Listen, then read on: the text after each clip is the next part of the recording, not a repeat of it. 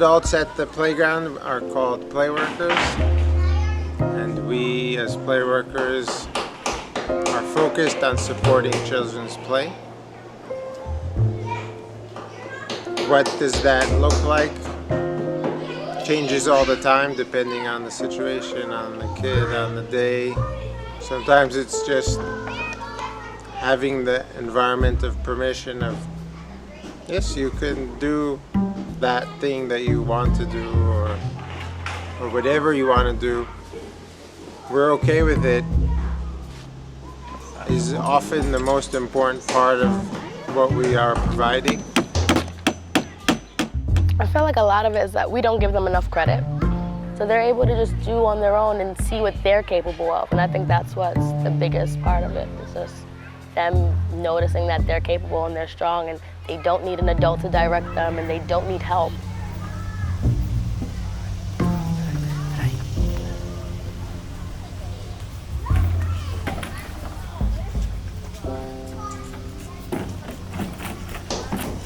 But then on top of that, we need to take care of the space. The roofs are nailed in, the boards are nailed down, there's no nails sticking out, the areas are clean and inviting. Like, even though it's junk, it doesn't need to be dirty. It's not a garbage area.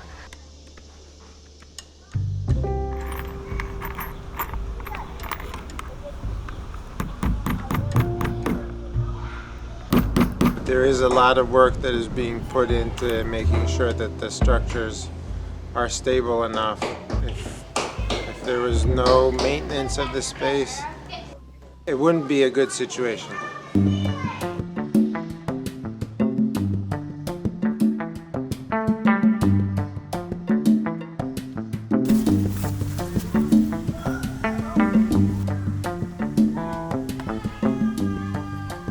Kids often ask me, is this safe, about something? And I answer them that safe is a feeling. Safe is not yes or no. It's like you might feel safe with something and you might not feel, and that's your choice.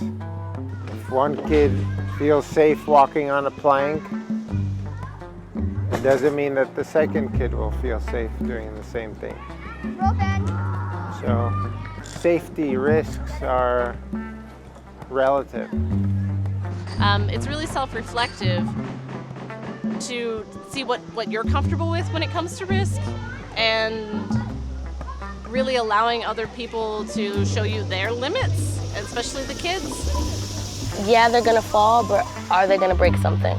You know, like, how is it gonna hurt them in a way that we can't fix? So we can help them with like emotional fears and stuff like that, but like, are we gonna put them in a dangerous atmosphere? And if the atmosphere itself is not dangerous, then the risks they're taking are for their benefit, you know, and they're gonna get something out of it, whether we notice it that week or if they notice it at the end of the summer.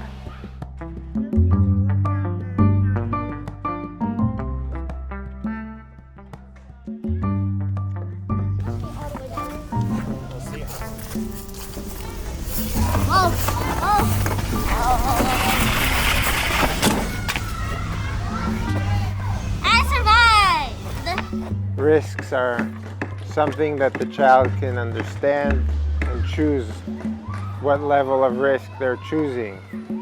If they're climbing up a ladder, if they see a ladder, are they going to climb it a little, climb it all the way?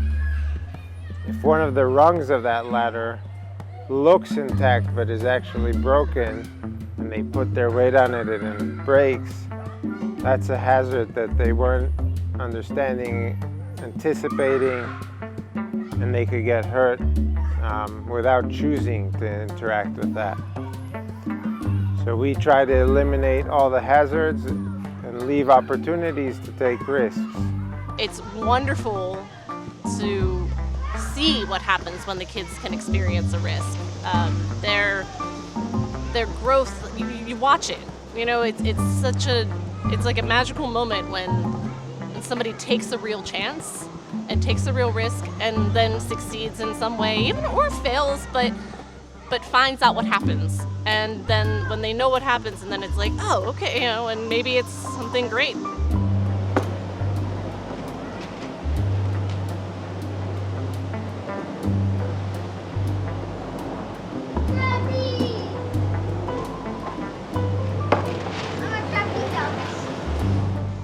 yeah, it's being in tune to what's hazardous versus what's not, and sometimes that can be the things the kids are saying to each other too.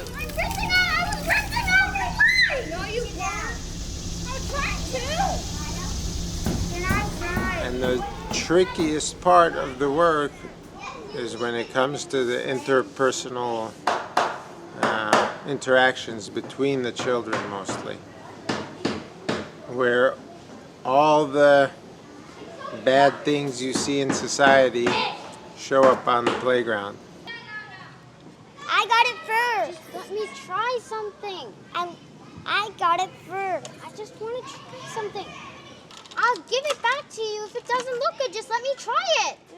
No one person is in charge of everything. We're all in charge of decorating. We're all in charge of construction. We're all in charge of everything. We all have to decide together.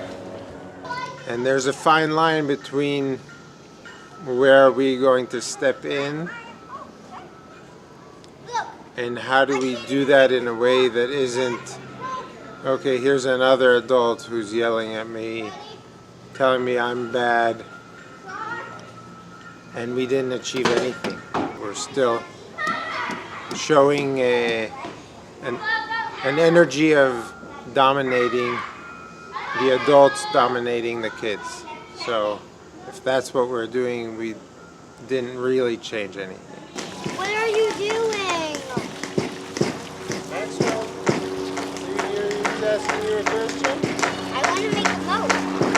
Okay, so you want to build something? But we have to build here. You can build somewhere else. You have building here already, Maxwell. But I didn't know. Yeah, it's okay. I'm just helping you listen to what he's saying.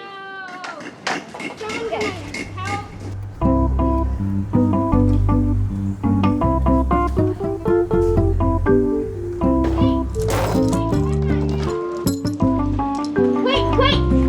Austin, wait! Hold it up! Hold the chain up! Ready?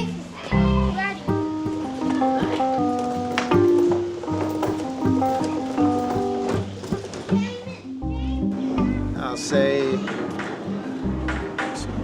an important part of our work is reflection. Every day at the end of camp, the weekend, whatever, we take time to discuss what happened, think about what might need to change in the environment, in ourselves, in how we interact with a certain kid or kids in general. That's part of our learning, is talking things through. So you kind of work on yourself while working with the kids. It's like stepping stones. So reflection is a very important part of play work.